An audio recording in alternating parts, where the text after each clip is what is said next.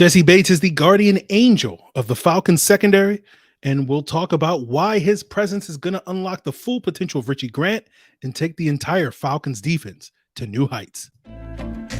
You are Locked On Falcons, your daily Atlanta Falcons podcast. Part of the Locked On Podcast Network, your team every day.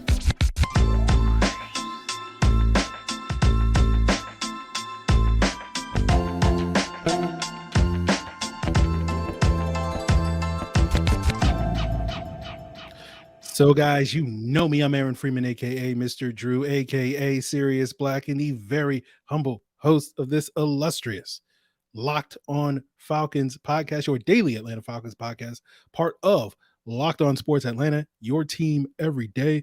And we thank each and every one of you that makes this illustrious podcast your first listen each and every day. Of course, follow in the footsteps of our everydayers. Shout out to them that subscribe and follow for free on YouTube or wherever they listen to podcasts. So you can do the same to get the latest episode as soon as it's available. So today we are wrapping up the positional breakdowns of the Falcons defense ahead of training camp, talking about the safety position. Of course, we have to devote the entirety of next week to special teams and why it matters. Joking, of course, but we'll get to that next week. But today we'll be talking about the safety position, and we'll be talking a lot about Jessie Bates to start today's episode, who notably, as the marquee signing of the Falcons offseason, we haven't really talked all that much about since we signed him, the day that we signed him in March. And, you know, I had spent like a month prior to that sort of discussing why it was important for the Falcons to land Jessie Bates this offseason, and we needed to do whatever it takes in order to get him. This is the fight of our lives, and we're going to win. Whatever it takes.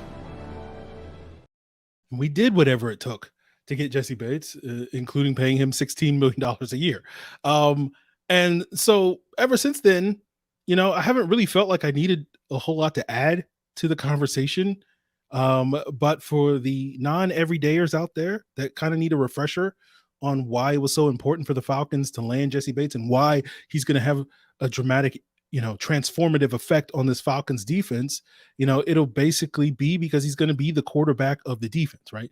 He's going to take on an important role in terms of communication, and not just for the secondary, which, you know, kind of goes without saying, but probably for the entire defense as a whole, because Troy Anderson, you know, the Falcons middle linebacker, who's probably going to be wearing the green dot and making the defensive calls this year. We know that Troy Anderson, even though he's wearing the green dot, is a little green, right? And he's going to still have to grow into that role, which I think is going to lead to Jessie Bates probably being leaned upon and having a little bit more of a critical role with the communication, with the leadership for the entirety defense. Now, he's also going to be that guardian angel when it comes to playing the deep safety role that the Falcons really need. You know, we talked about Jessie Bates being one of the 5 or 6 best center fielding free safeties in the NFL, you know, up there in that upper tier with guys like Marcus Williams, Minkah Fitzpatrick, you know, Justin Simmons, that caliber of free safety. And, you know, speaking of Marcus Williams, you know, Jessie Bates's function in this Ryan Nielsen defense is going to be very similar to what Williams's function was in that Saints defense over the last several years before he signed with the Ravens last offseason. And, you know, that's not only going to include, you know, the ability to be sort of a ball hawk, you know, and make those interceptions, break up those passes and all that, but he's going to make everybody in the secondary even better. And we saw this with Williams in New Orleans, and, you know, Marshawn Lattimore is a great example of this, who, you know, much to the chagrin of every Falcon fan on the planet, you know, is a very physical and aggressive corner, you know, too physical and aggressive. You know, can we get a flag, refs? But, you know, the reason why Marshawn Lattimore was able to get away with that is because of poor officiating. But in addition to that is because of, you know, he knew Marcus Williams had his back, right? That's what we mean by a guardian angel. And the same kind of rules apply, especially to a player like Jeff Okudah here in Atlanta, because now not only just Okudah, but all the Falcons cornerbacks can be aggressive. And especially given that Okudah's game is really about physicality and putting hands on people, he's probably the player that will benefit the most from having that guardian angel in the backfield. And, all the corners in the Falcons secondary can be more aggressive when it comes to playing press, when it comes to jamming receivers, when it comes to jumping short and intermediate routes, because they know they have that guardian angel with that deep help that's going to lead to those guys getting more hands on the balls, whether that results in pass breakups or interceptions for the corners. And it's also going to impact Jessie Bates, that is, the rest of the safety group, right? Namely Richie Grant, the other starter, right? We know Richie Grant wants to be a very aggressive safety, and now he has a chance to be that. We'll talk more about Richie Grant as this episode continues. But, when the Falcons want to play their 3 safety looks, right? Whether that's big nickel, whether that's dime looks, that third safety can also be more aggressive, more likely being Jaylinn Hawkins in that role. And, there isn't a whole lot more I should have to explain what Jessie Bates is going to bring. And it's not just because, he's this great deep safety and that's all he can do. He's only going to be a deep safety when we play, cover 1 or cover 3, that center fielder. But he'll play quite a bit of split safety when we play cover 2, cover 4, right? He's also comfortable playing in the box, right? He's not necessarily a classic enforcer type of run defender, but you saw this past year in Cincinnati, his most efficient season when it comes to tackling, right? And not missing a ton of tackles, right? He's also a very underrated slot cover guy. Now, he didn't have to play a lot of slot in Cincinnati over the years, largely due to the fact that he was so good as a deep safety. And of course, you wanted to take advantage of that skill set, but also because the last 2 years, especially, the Bengals had a very good nickel corner, one of the better nickel cornerbacks in the league in Mike Hilton. And so therefore it meant that Jessie Bates didn't have to do that. But because of, maybe some of the questions that the Falcons have at the nickel cornerback position, it's a legit chance that we might see Jessie Bates get more opportunities this year in that capacity, and therefore, show that sort of efficiency and effectiveness when he gets those opportunities. So he can be as versatile as the Falcons want him to be, but again, his primary function is going to be that playmaker, that communicator, that leader, that enhancer, that equalizer. That's going to make all the players around him better, especially those in the secondary. So we will talk about him making Richie Grant better and what areas Richie Grant's play needs to step up this upcoming season. Our partners at eBay Motors have teamed up with Locked On Fantasy Football host Vinny Iyer to bring you some of the best fantasy picks each week all season long. And whether you're prepping for the draft or scouting the waiver wire, every week we're going to provide you with players that are guaranteed to fit your roster. So with draft prep underway for the upcoming season, let's see what Vinny has picked for us in this week's eBay's Guaranteed Fit Fantasy Picks of the Week. And when you're making that first overall selection, the no-brainer is 49ers running back Christian McCaffrey as your guaranteed fit. When McCaffrey is healthy, he's guaranteed to get over 300 touches in his first full season with the 49ers as the centerpiece of their offensive engine. He checks all the boxes you want, whether it's about talent, his usage, his high floor, his high ceiling. So run with CMC as a guaranteed fit at the #1 overall pick in your fantasy drafts for a smooth ride to another year of big numbers. Now that Vinny Iyer from Locked On Fantasy Football is helping us win our fantasy football championships this year, eBay Motors knows a championship team is about each player being a perfect fit. And the same is true for your vehicle. With eBay's guaranteed fit and over 122 million parts and accessories for your vehicle right at your fingertips, you can make sure your ride stays running smoothly, whether you're looking for air filters, brakes, batteries, taillights, alternators, shocks, struts, you name it, eBay Motors has it. And they'll make sure it's the right fit for your car, because eBay's guaranteed fit helps you understand exactly what part you need for your vehicle the very first time. So go forth, switch gears, crank the AC, and say goodbye to sweating if your ride needs a little fixing up, because now you know that you'll always be set up for success from the get-go with eBay's guaranteed fit. Everybody and everything with your vehicle that it is calling for is just a click away. For the parts and accessories that fit your vehicle, just look for the green check, get the right parts, the right fit, the right prices at ebaymotors.com. Let's ride. eBay guaranteed fit, only available to U.S. customers, eligible items only, exclusions apply. So continuing today's Locked on Falcons, let's talk about Richie Grant. Now, we've already talked about how Jessie Bates' presence is going to allow Richie Grant to be a better version of himself, which is basically being a more, or to maintain his level of aggressiveness and not necessarily pay for it, because Jessie Bates is that guardian angel. But it's going to also allow, with Jessie Bates taking on a lot of those deep responsibilities, it's going to allow Richie Grant to do what he did best last year, which was playing closer to the line of scrimmage and being more of that see ball, get ball type of player. Now, we know Richie Grant's play is he's willing to take chances, right? You know, I don't like sort of reducing a player's season down to one play, but it does feel like that week 15 play early in that game where he tried to jump a throw, that deep ball to Rashid Shaheed that resulted in touchdown early in that game, kind of embodies sort of Richie Grant's sort of style of play, right? He wants to play fast and loose, right? He's going to try to undercut that pass and make a play, right? He wants to be a playmaker. And again, that perfectly, to me, encapsulates what Richie Grant is trying to bring to the table. And sometimes last year he was successful in bringing that to the table, and other times, you know, on his way to the table, he tripped and fell and everything spilled all over the floor. So, you know, I think with Jessie Bates on the team, he can take more chances, right? You know, and when he trips and falls, there's going to be someone there to catch him, and that's going to be Jessie Bates. And I think ultimately that style of play is going to lead to Richie Grant making more plays. You know, now I don't think Richie Grant's going to be strictly a box safety because of Jessie Bates' ability as a deep safety. He'll have plenty of deep responsibilities this year, because you're going to expect the Falcons to probably spend at least half their snaps in some form of middle of the field open coverage, which refers to those split safety looks, the cover 2 man, the cover 2 zone, quarters, cover 4, being those prime candidates in that middle of the field open coverages. But when it comes to Richie Grant's playing style, you know, the strength of his game to me is he's that all-around jack of all trades player. Like, his superpower is basically being versatile, right? I wouldn't call him Jack from The Incredibles, but he can do a lot of different things, right? He can wear a lot of different hats, right? We know that Jessie Bates is an A-level center fielder, right? And then probably a B minus, whatever, at a lot of other things. I don't think there's an A-level skill set in Richie Grant's game, but I think he can be somewhere between a B plus and a B minus at pretty much everything else. And basically that means he's good at most things, but not great at one particular thing.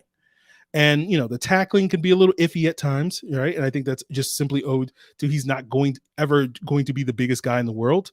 But I think he does play with the aggressiveness to kind of make up for that. He's willing to throw his body around when it needs to be. We've seen him be effective when it comes to covering the slot. We saw a lot of that as a rookie. We saw some of that last year. You know, one of the big things that he took on last year was he was kind of the team's primary tight end eraser. And while I wouldn't sit here and tell you Richie Grant is a great in that role, he was more than solid for the most part last year playing that role.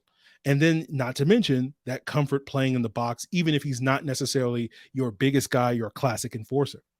And so when we're looking at the Saints blueprint, right, if Jessie Bates is Marcus Williams, you know, Richie Grant's going to play more of that Malcolm Jenkins, Von Bell type of role. And from a body type standpoint, you know, there are similarities between him and Von Bell, and they parallel nicely. And we saw Von Bell not only go from New Orleans and play next to Jessie Bates, have a lot of success playing next to Jessie Bates playing next to Marcus Williams in New Orleans, then playing next to Jessie Bates the last couple of years in Cincinnati. And I feel like that's kind of the dynamic that you're kind of looking for with Jessie Bates and Richie Grant. But, you know, I think when we look at the upside of Richie Grant, you know, he kind of reminds me of a poor man's CJ Gardner-Johnson. And this past offseason, you know, I remember there was a healthy debate in February where a lot of Falcon fans, recognizing the need for the Falcons to upgrade their safety play, you know, kind of fell into two camps, right? You know, there was the we need to get Jessie Bates camp, you know, the correct one, because that's the camp I was in, right? You know, we were on the right side of history. And then there was the CJ Gardner-Johnson camp. And, you know, I won't say that was the wrong camp. You know, they had validations and valid reasons for wanting CJ and wanting that swagger on the Falcons defense. But, you know, I do think in a lot of ways, you know, the player that CJ is today is the type of player that we're hoping Richie Grant can kind of grow into, which is that versatile, do everything type of safety, right? Now in New Orleans, CJ was primarily a slot corner rather than a true safety.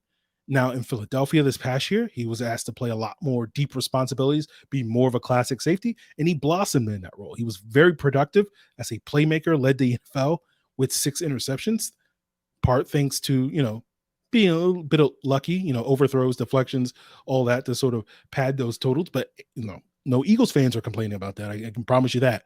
And so, sometimes it's better to be lucky than good, right? But, while Richie Grant's never going to have, or really nobody on the planet is ever going to have CJGJ's playing personality, he is capable, in my opinion, of growing into that sort of versatile, do everything sort of player.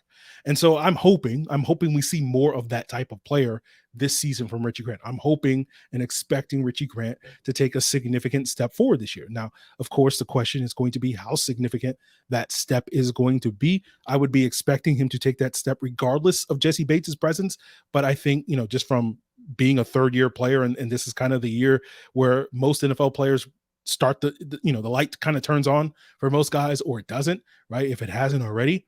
And, but the presence of Jessie Bates only means now I think he's even in a better position to take an even bigger stride forward because of Bates's ability to sort of enhance that we already have touched upon. So hopefully that manifests itself in Richie Grant being that aggressive player and not necessarily having the consequences that we saw far too often last year, and that results in more turnovers, interceptions, forced fumbles, and being able to play that fast and loose style that is going to make him a key part and a key playmaker of this Falcons defense, very similar to what guys like CJGJ was in New Orleans, Malcolm Jenkins, Von Bell, etc., have been in their various stops. So we'll continue and wrap up today's episode talking about the rest of the Falcons safety group, talk about what Jaylinn Hawkins' role is going to be moving forward on today's episode, guys.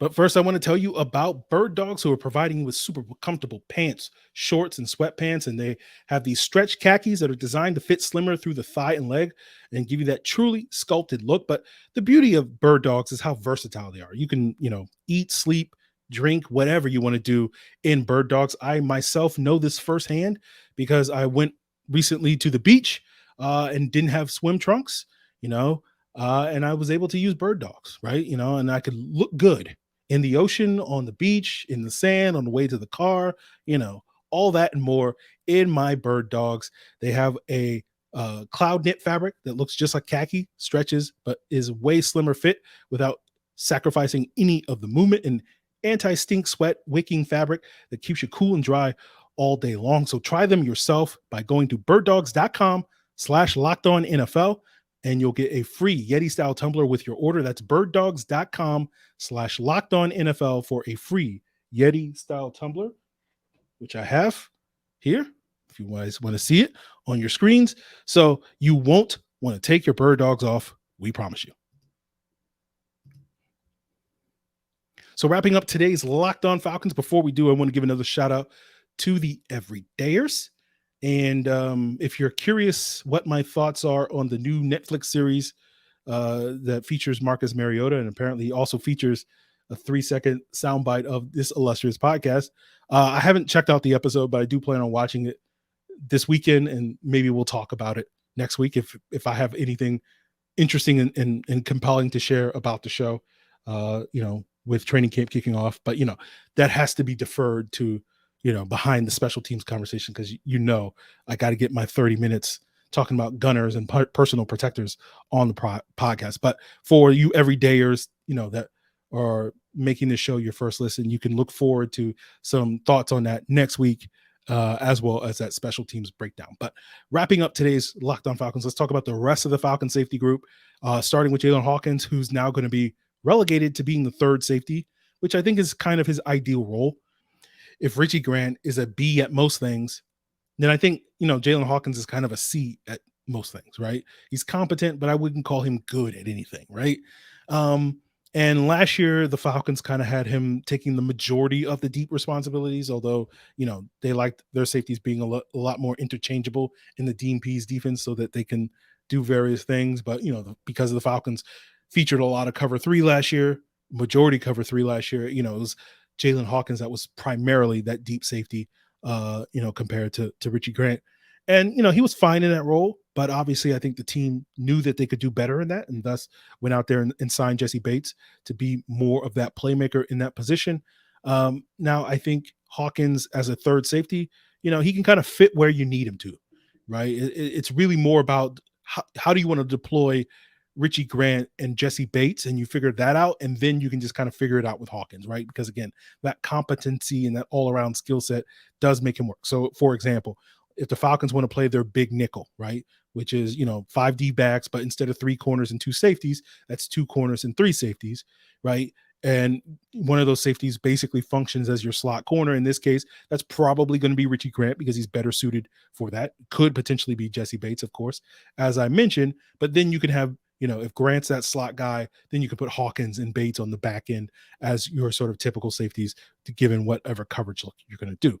Now, when we drafted Jaylinn Hawkins, the goal of drafting him was to kind of be that sort of, enforcer backup type to Keanu Neal when the Falcons were playing that more of a cover 3 strictly defense under Dan Quinn. But, I think when Hawkins has played in the box, he's been fine, but he hasn't necessarily been that type. And I think that's part of the reason why the Falcons were attracted to a player like DeMarcco Hellams, who's going to bring something new to the table that is mostly lacking in the safety room, where we have a lot of smaller corners that are more coverage oriented guys.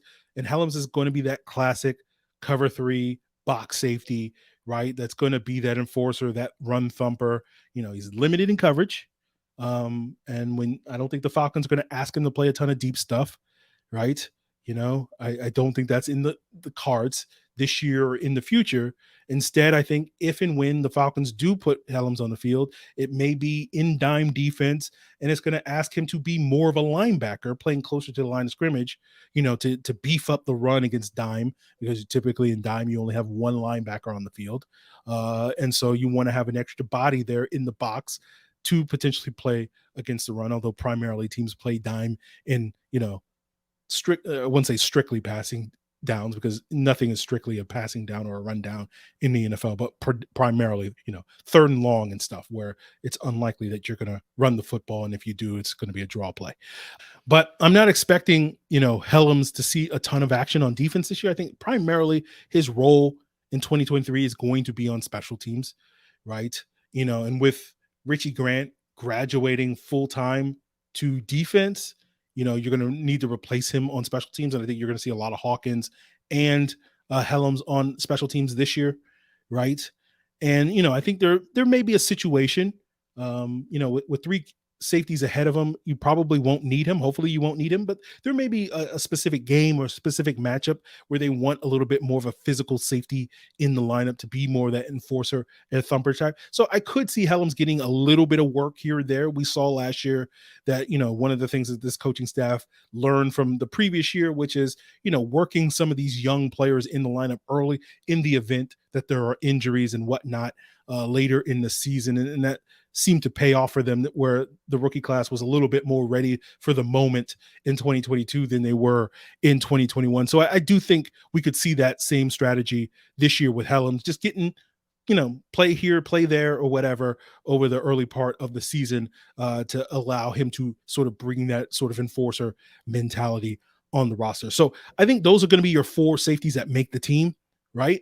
Now, perhaps someone else could push for a roster spot. You could also factor in Trey Flowers, who we talked about yesterday when we broke down the cornerbacks, right, as a sort of hybrid safety corner tight end eraser, which is how Cincinnati used him the last couple of years, using that size to be a better matchup against tight ends than necessarily trying to get him matched up against wide receivers as he was when he was with the Seattle Seahawks, when he was purely a corner in that role. So you kind of have Flowers to kind of cover your bases a little bit, being a college safety that maybe again could be more of that box guy that we're talking about Hellams' role being, or Richie Grant's role being, playing a little bit closer to the line of scrimmage in that regard. So you kind of have like 4.5 safeties on the roster, presumably, if Flowers winds up making the team. Go back and listen to yesterday's episode for the reasons why I think Flowers will make the team, mostly special teams related. But, there are a couple of other safeties in camp this summer that could potentially push for a roster spot, but more than likely are pushing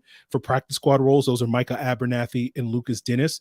Cliff Chapman, also an undrafted free agent that's kind of built similarly to Trey Flowers and maybe, played a little bit of safety and corner in college. So maybe he's also in the mix as one of those hybrid safeties.